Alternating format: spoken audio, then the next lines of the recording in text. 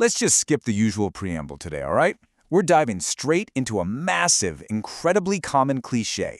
Money isn't everything. You know the one. Your parents say it, teachers say it, every motivational speaker loves to throw it around to sound profound.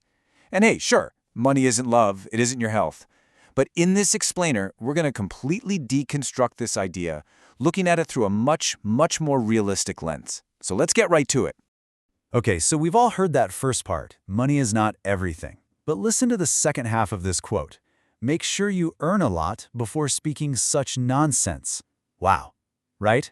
That hits hard. It's a bit harsh, sure, but man, it holds a crucial truth.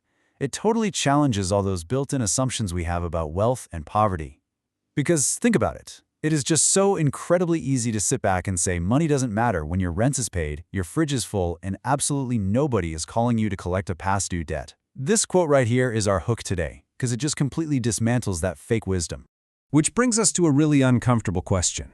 When you dismiss money, are you doing it out of genuine wisdom, or just because you're kind of afraid? A lot of folks use money isn't everything as a giant comfort blanket. It's easier, right? Instead of learning new skills or asking the hard questions or facing the reality that maybe their finances aren't where they want them to be, they use this slogan to grab the moral high ground. They tell themselves, well, at least I'm not greedy. But here's the thing, sometimes that isn't virtue at all. Sometimes it's just a fear of failure dressed up in a really nice coat. Section 1. Poverty is not romantic. You see it in movies all the time, right? Poor families are painted as these incredibly warm, wise, inherently noble people living emotionally rich lives.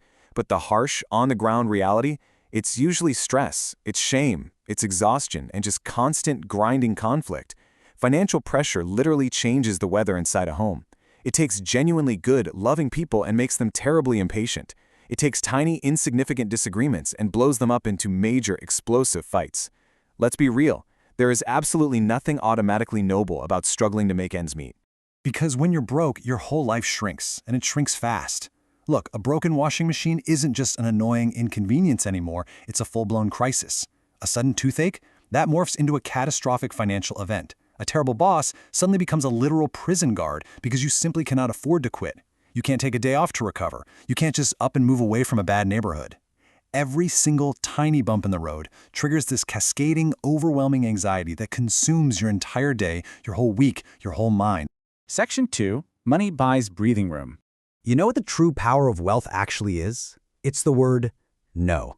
Money lets you say no. No to humiliating jobs, no to unfair landlords, no to terrible opportunities and toxic living situations. Money literally gives you agency, because without it, you are forced to say yes. Yes to overtime you absolutely despise. Yes to unfair treatment. Yes to staying in places you desperately need to escape. And you're not saying yes because you're weak, you're saying it because your bank account already made the decision for you. So the ability to say no, that is hands down one of the greatest gifts money can give you. Money is not luxury. It is stored choice. Just sit with that phrase for a second. Stored choice. Having a cushion of savings buys you breathing room. And when you have that breathing room, all that mental noise just fades away. You can finally look up and see the horizon. You can actually plan, instead of constantly living in this state of panic. You get to make decisions based on actual wisdom and your long-term goals, rather than immediate, terrifying fear. And that ties directly into something vital: dignity.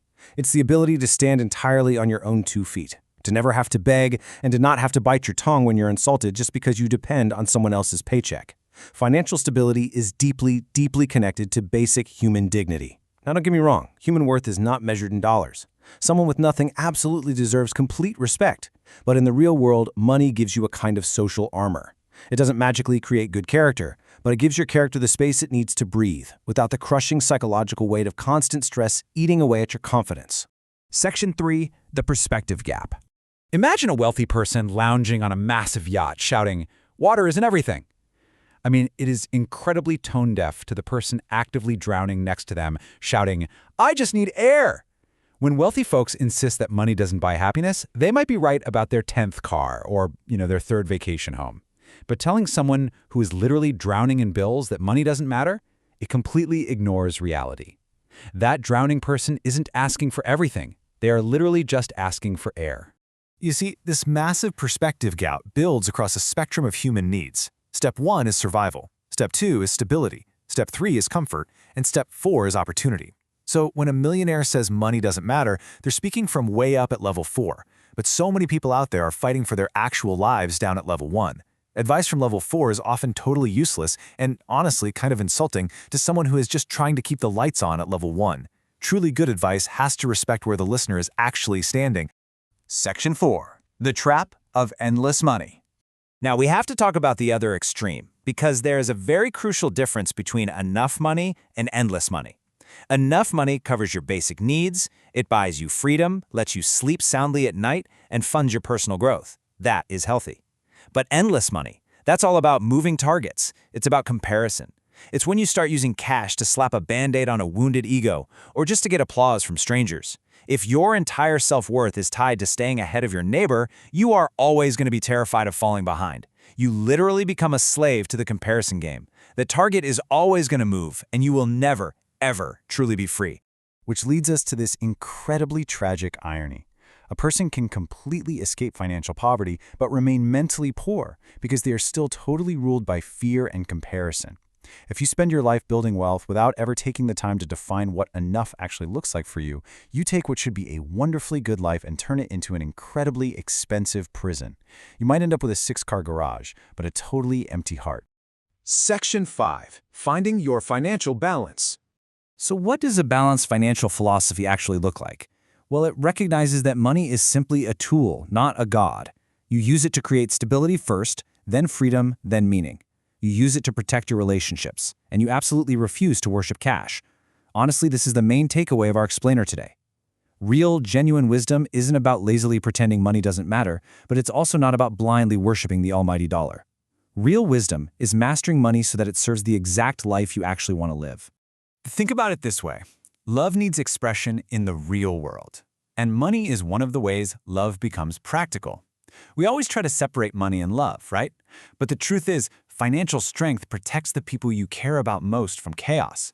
Earning money so you can create a calmer, safer home, or so you have the time to really be present with your kids, or to take care of aging parents, that is a deeply moral act of care. Because a beautiful speech, as nice as it is, doesn't pay the school fees. A warm heart, unfortunately, doesn't fix a broken car. And so I want to leave you with a final, slightly provocative question to chew on. Are you earning money for freedom? Or are you earning it for applause? I really want you to take a good, hard look at your own financial motivations today. Earn money because freedom matters. Earn it because dignity matters. Master the tool, but never, ever let the tool master you. Thanks so much for joining me for this explainer, and I'll catch you next time.